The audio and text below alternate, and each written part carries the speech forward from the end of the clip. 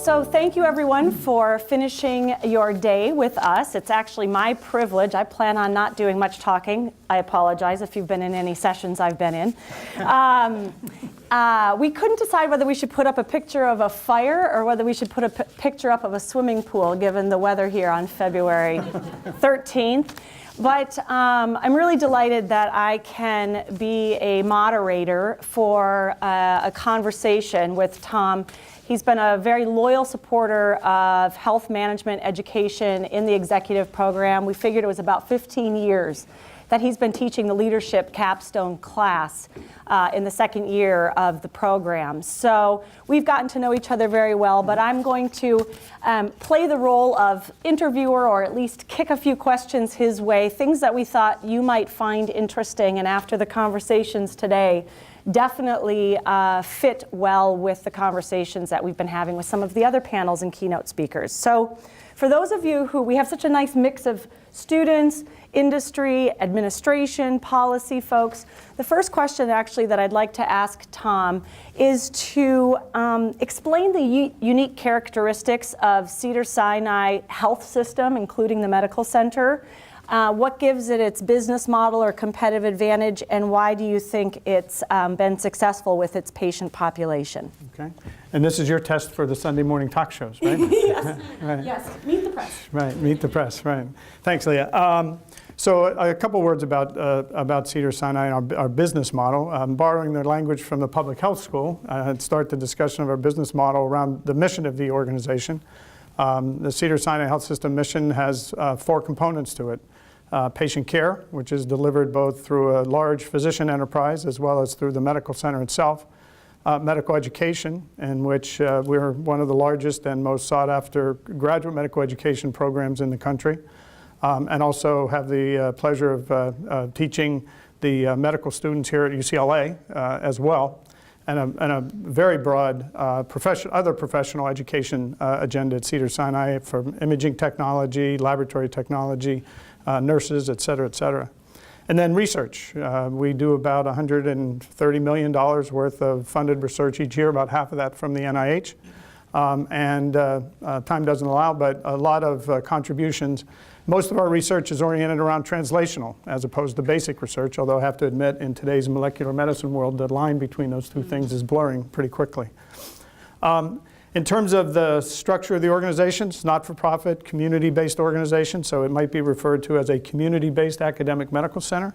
Like most academic medical centers, we're really a combination of a community hospital. So the community hospital and physician organization is basically the primary and secondary care provider to 2 to 3 million people who live in the immediate area around Cedars-Sinai.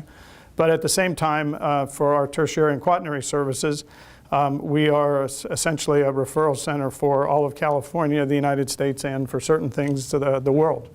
And that is one of the unique aspects of the academic medical center business model. In terms of the population we serve, I always enjoy talking about that because most of the press coverage of Cedars-Sinai is usually either around a scientific discovery or the hospital to the stars. And my take on that, frankly, is on the one hand, I don't apologize for that because it's a statement that people who can choose to go anywhere in the world choose to come to Cedars-Sinai, and I think that's a statement of the quality of care that we render. What's unfortunate about it doesn't really tell the whole story because Cedars-Sinai actually serves all of Los Angeles in all of its dimensions. So about 40% of our business is Medicare. Parenthetically, we're the largest individual hospital providing Medicare services in the state of California by a large degree. We provide 50% more treatment to Medicare patients than the next closest hospital. And about a third of them are dual eligibles, for those of you familiar with that. So we're not talking about a Beverly Hills Medicare clientele. And we're also one of the largest providers of Medi-Cal services in the state of California, although we're not a disproportionate share provider. Because we don't meet the criteria because the denominator is so big. So in absolute numbers, we're probably the 11th largest Medi-Cal provider in LA County, but because of the way the rules work, we don't receive that additional funding. As a private institution, therefore, we really, in terms of the business model, the revenues to the institution come through patient care revenues that we render to either Medicare, Medi-Cal, or commercially insured patients. the medical education payments for graduate medical education we receive, and then the research funding.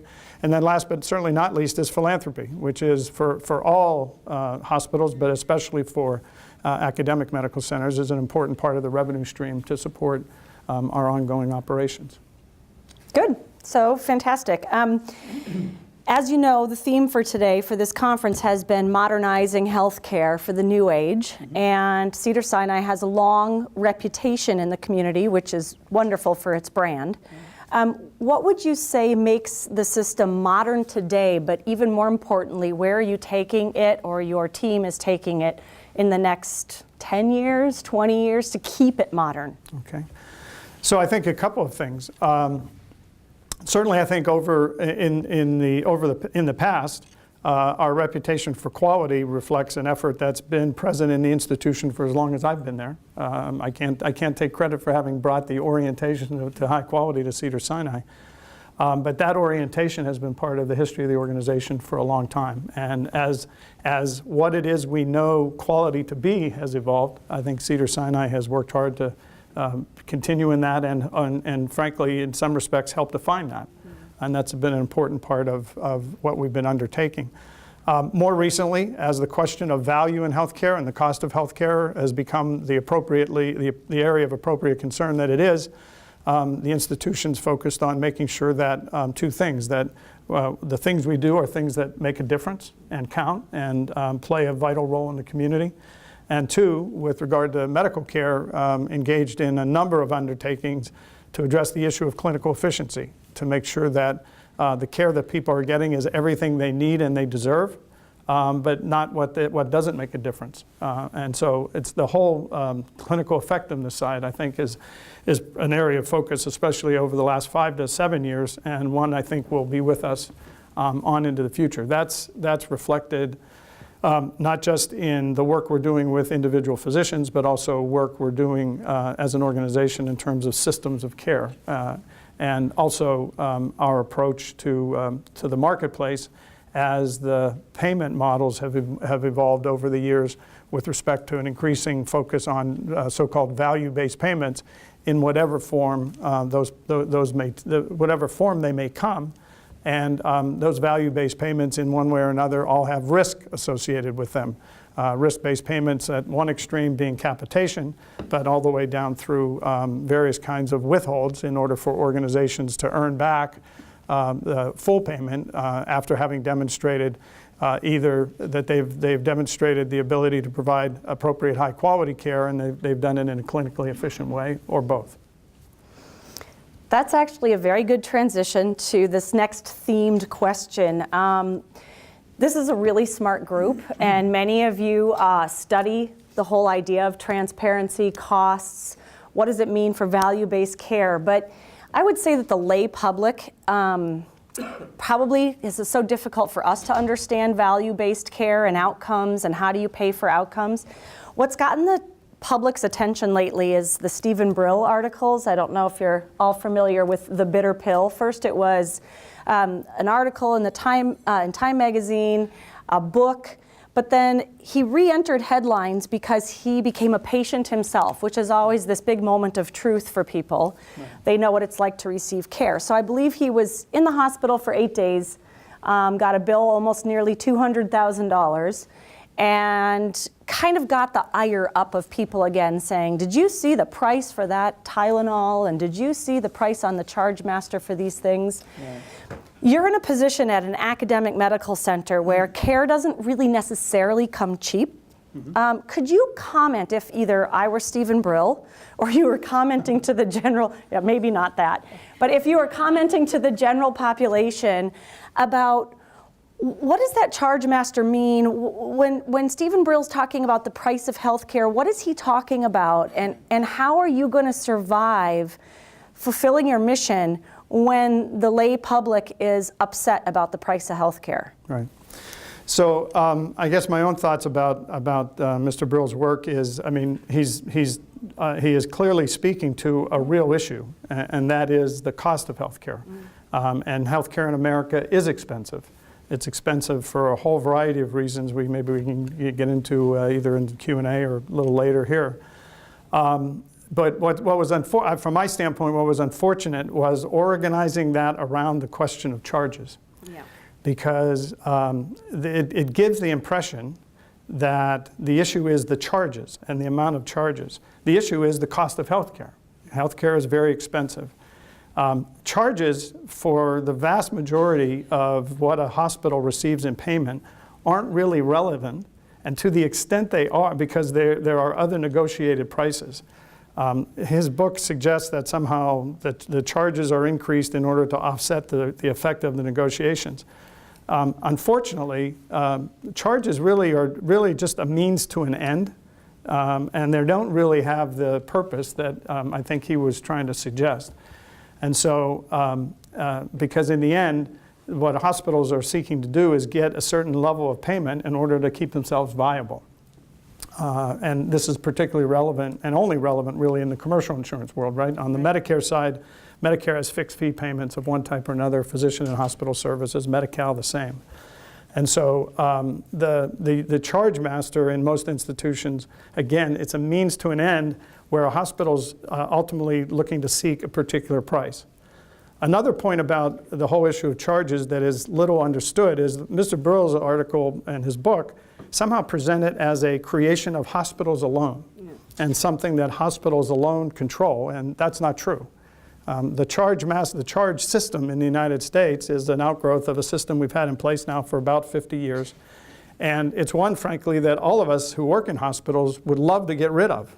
The confusion that it creates, the bad will that it creates, is not something that any of us enjoy. But in order for that to change, it's going to require a cooperative effort between the federal and state governments, as well as the commercial health insurance plans. And so with regard to commercial insurance, if we could come up with another mechanism to be able to arrive at the price, then I think we and other hospitals would gladly move in that direction. Getting all those people together, because it can't happen without everyone agreeing about what the change is going to be, is an enormous undertaking. And so would you agree to a price list? So there are a variety of ways you can get from here to there, and that might be one. But if you're going to do that, part of the challenge and there's also what's been unfortunate is not understanding what it is that causes the charges to be what they are at an individual organization.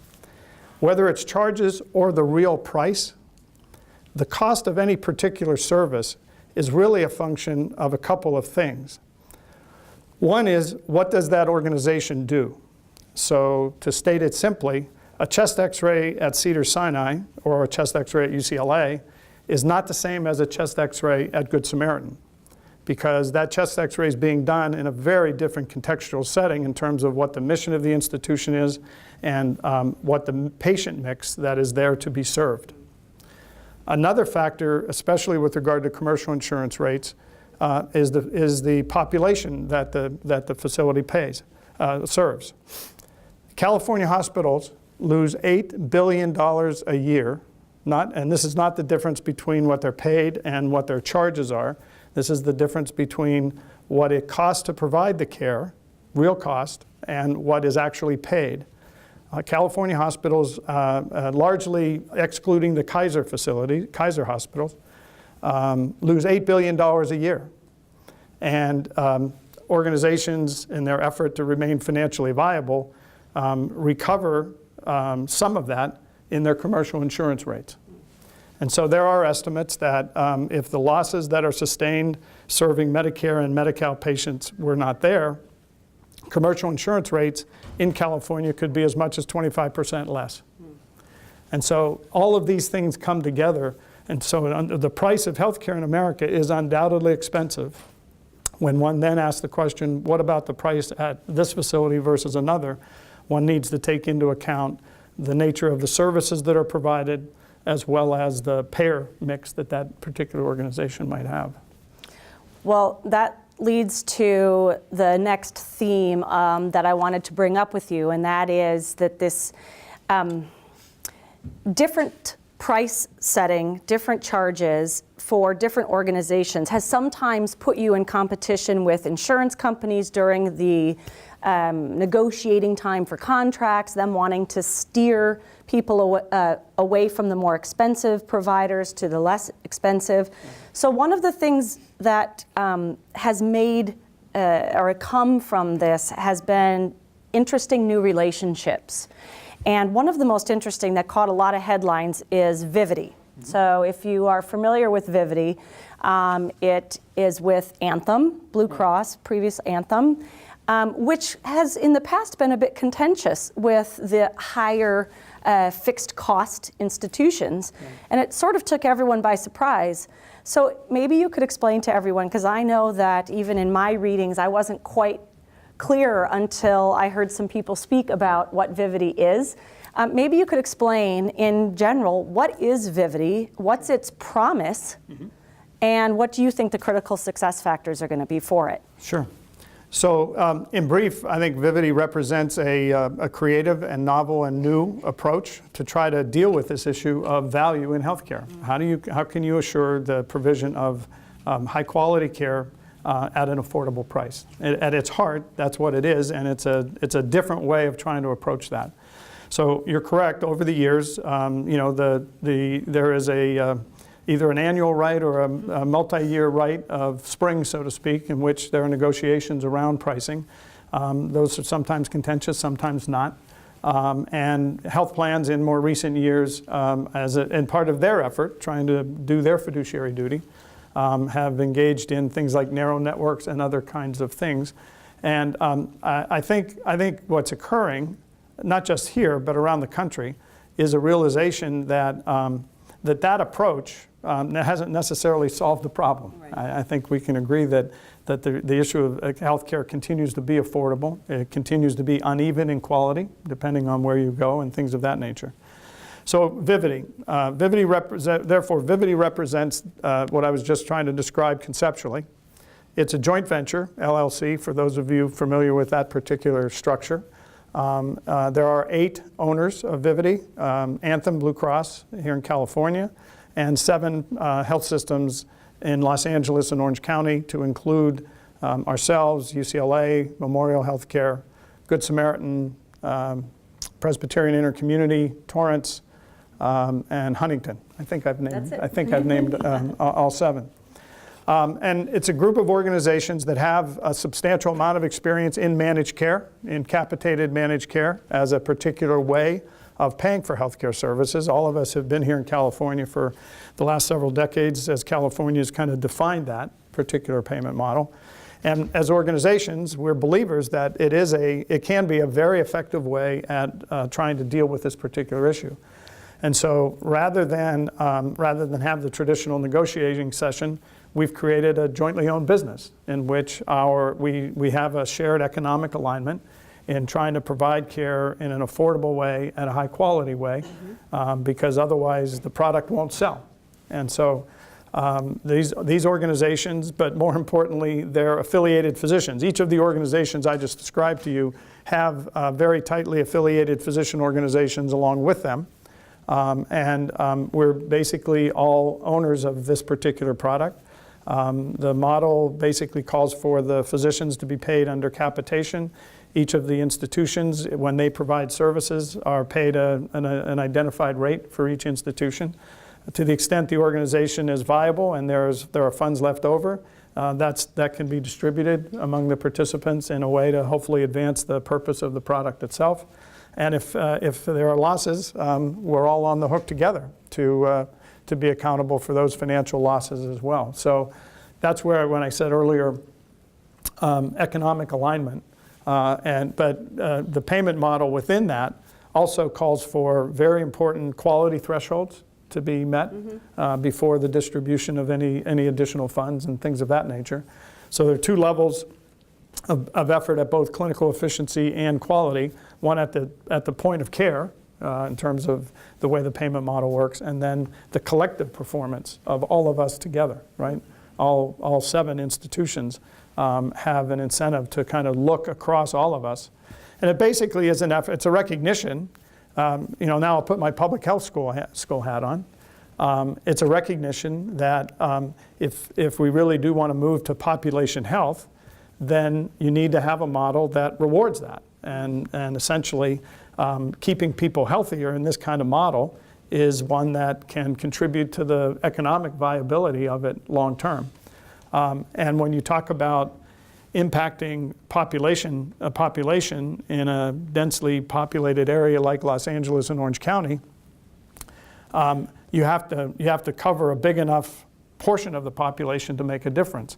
And if I think everyone in this room has a general idea where all those facilities I just named are. If you think about that, that covers a pretty significant amount of the Los Angeles and Orange County geography. From a business standpoint, put the business school back on, from a business standpoint, that kind of scale is necessary to be relevant to the marketplace. You have to have that geographic scale in order to sell insurance, because this is Los Angeles. People live and work 60 miles from where they may live. They may work 60 miles away. They want to be able to get medical care, I think, from a common system or a common organization, wherever that might be. And so the geography of it, I think, will help meet that market test. What do you think the top 1 or 2 success factors for this will be? There really are several. The first is patient convenience and patient satisfaction. At the end of the day, if we're not geographically located in a way that's accessible for patients, and to the theme of your conference in terms of the future of healthcare, if we don't have the electronic infrastructure and the electronic access mechanisms, whether that's video visits or e-visits or mobile contacts, all of those kind of things, right? All of those kind of things, then we're not going to really satisfy the consumer of the future in healthcare. And so having those things in place, vitally important. That goes to the heart also of the quality that gets provided.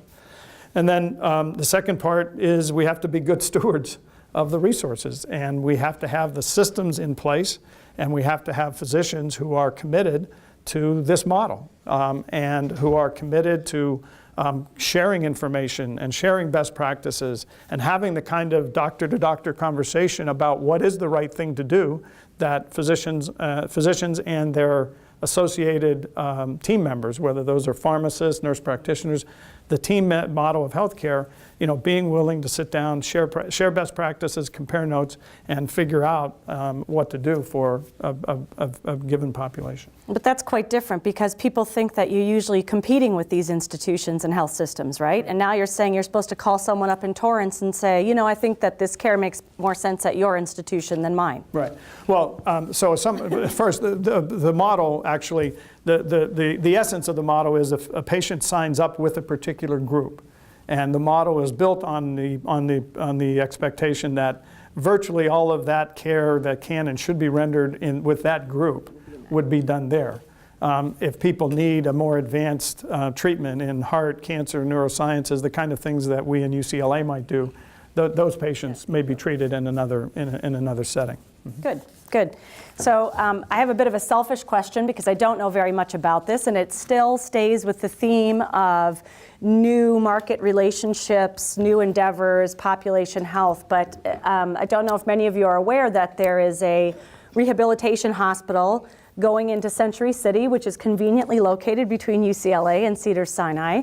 And strange bedfellows for the lay public is, wait, these two institutions are going in together on a hospital in Century City. So could you just comment about why you think that's good for the patient, the doctors, and ultimately the payers as well? Sure. And there's no truth to the rumor that David and I had the hospital built there 30 years ago, so that when this day came, we could make that we could make that happen.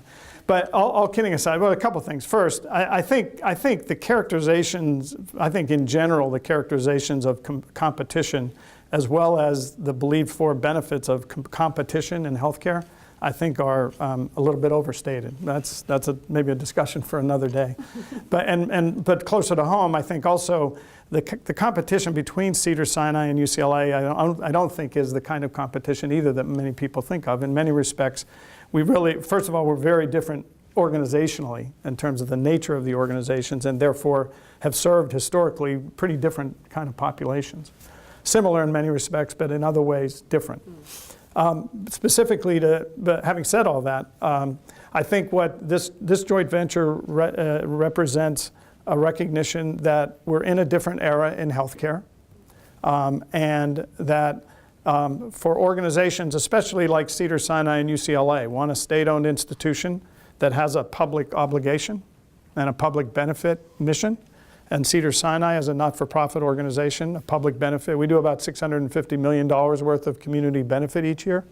We have a public benefit obligation as well, and that extends to asking the question, when it comes to meeting a community need, how can that be done in the best way that doesn't necessarily just serve our interest, but more importantly serves the public interest? And that's what I think is represented by it. So I know the two of us haven't noticed this, but the rest of the world's getting older. Yeah, of course. And the demand for rehabilitation services is growing very rapidly. And in that regard, the capacity of both Cedars-Sinai and UCLA is limited compared to what can be forecasted to be expected. And so therein lies the reason for undertaking it.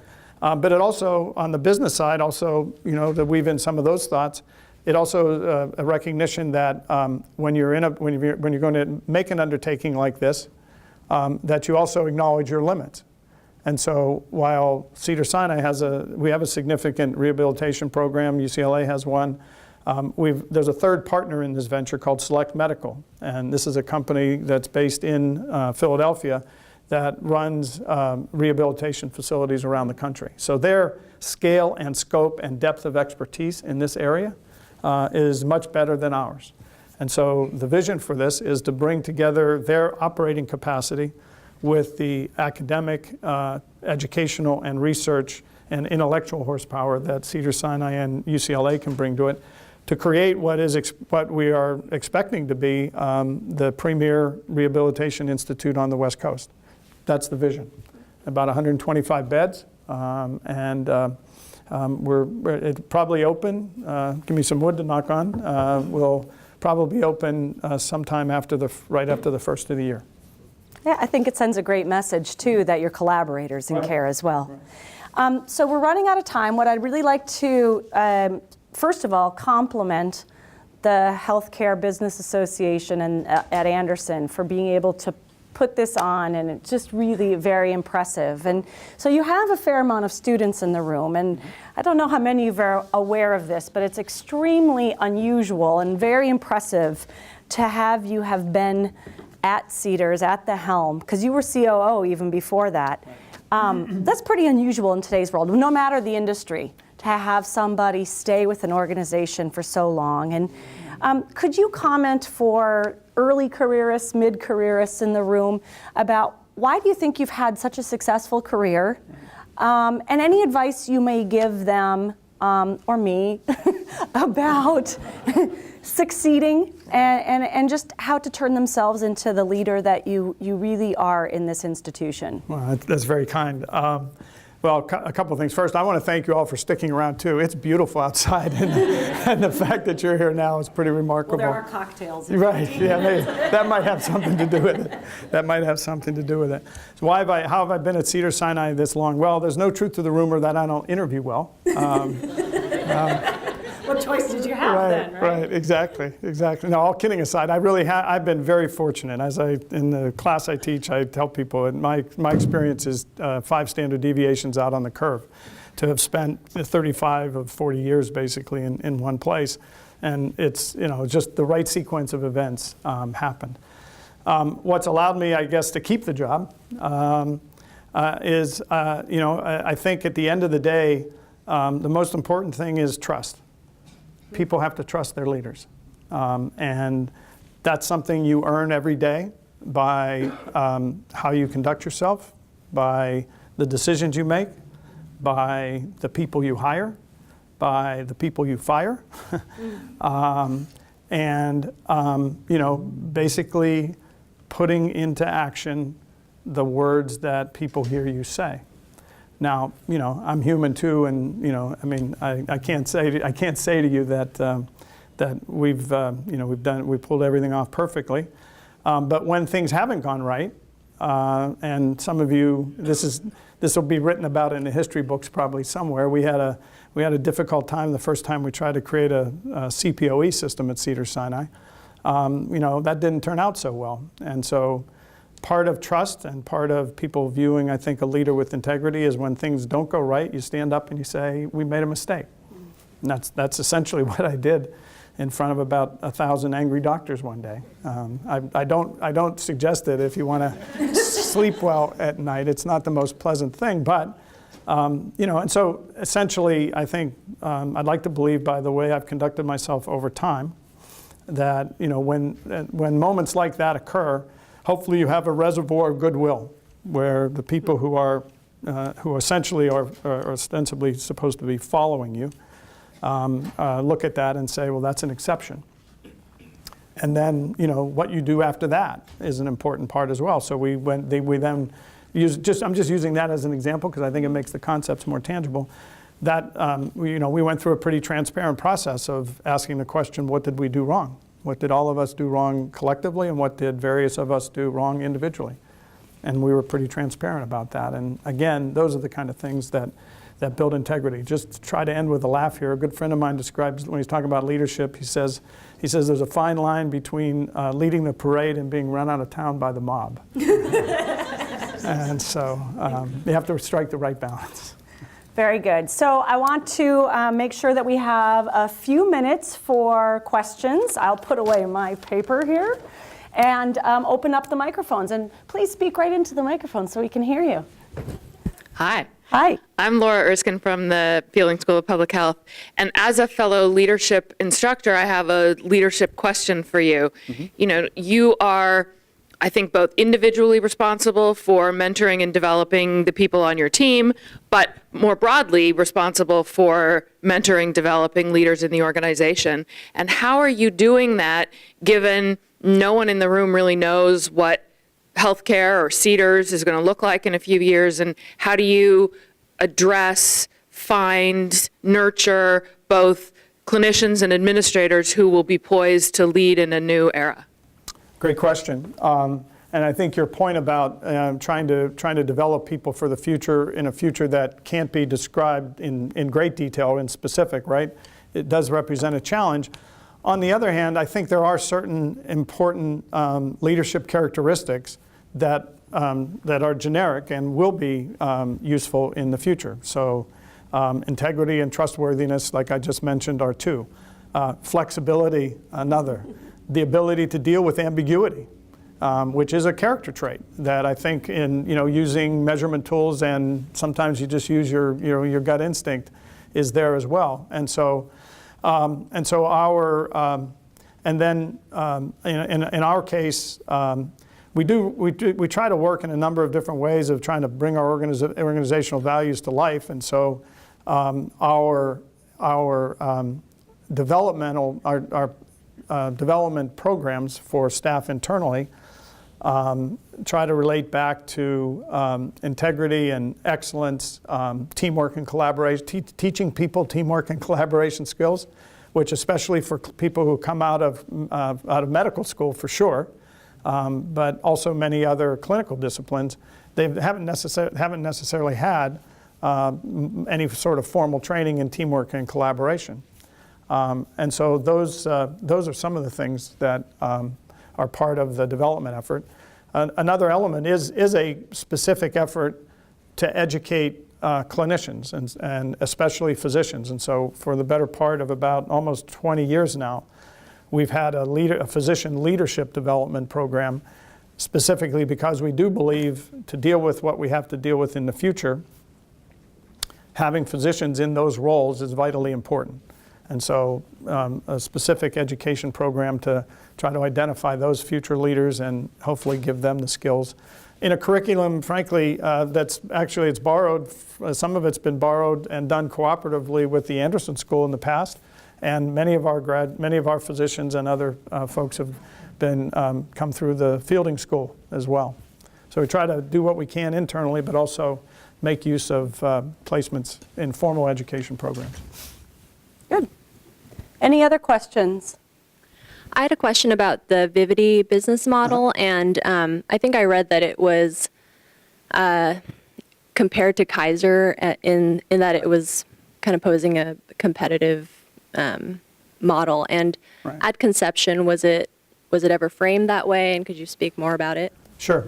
Yeah, a lot of the press around it did characterize it as basically an effort to try to compete with Kaiser. And personally, I think that's a misrepresentation. It is similar in the sense that it uses a capitated payment model. It is similar in that it's a different way because, for those of you familiar with Kaiser, Kaiser's really 3 separate corporate entities bound together in using a particular set of agreements, long-term agreements. So Kaiser is not one unified corporate structure, actually. This is not one unified corporate structure either. It's 8 different organizations that are coming together using an LLC model. So it's similar in that it's knitting together disparate organizations. It's similar in that it's using the capitated payment model, and it's built on it is an insured HMO product. That's what the Vivity product is today, is an insured HMO product. But to suggest that it was done to compete with Kaiser, I just don't think that's an accurate representation.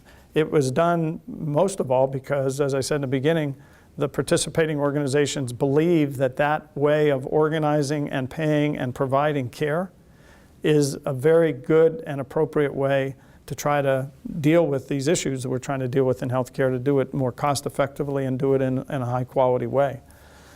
Invariably, we're going to bump up against Kaiser. They're 30 or 40% of the commercial market. So are we going to bump up against each other, and is there going to be competition? Yes. But that's a far cry from saying we're going to compete with them. They're 50 years, they've been at this for 50 years.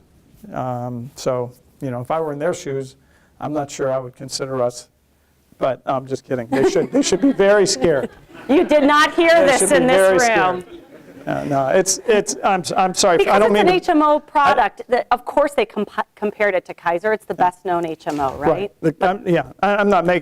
I shouldn't be making light of it. I've had my own frustration with the degree to which it's been characterized as an attack on Kaiser, as opposed to recognizing that we believe this is a great way to organize and pay for health care, and these are great institutions that have come together to make it happen. To me, that's the most important thing. Hi. Hi. So I have a question speaking to, as I mentioned, as Dr. Vriesman mentioned, a lot of the students in the room. Mm-hmm. Coming from someone who went through a public health program, and for all of us going through MBA programs as well, what do you wish you had known earlier on in your career that you would like to impart your wisdom upon to all of us going into the healthcare field, hopefully in the future, and becoming as successful as you one day? Great question. Wow. Well, I think probably the same, in some respects, the same as anyone once you get to, my particular stage in life. In retrospect, I wish I hadn't sweat some of the details that I did. But at the same time, to be honest, I think that kind of, I also think that kind of mentality is part of being successful too, right? You do have to worry about the small things, and they do make a difference. To me, the most important thing is to have a passion for what you do. What I've ended up doing in my life was not what I thought when I graduated for the historians in the room, I was in school in the mid-70s in health planning. When health planning was going to be the way that we were going to solve the healthcare problems in the United States once and for all. And so I was going to be a community health planner. Along the way, I ended up doing an internship in a teaching hospital in Pittsburgh, and when I saw it, I said, that's what I want to do. But so there's a serendipity. Be ready for serendipity in your life. Take advantage of it. But most importantly of all, have a passion for what you do. Because everyone in this room, by virtue of the fact you're sitting here today, means you are very achievement-oriented people. And so it's hard work. And so you have to have a passion for what you want to achieve. That's the most important thing of all. with that, I can't imagine ending on a higher note. So thank you. Thank you. Happy to do it.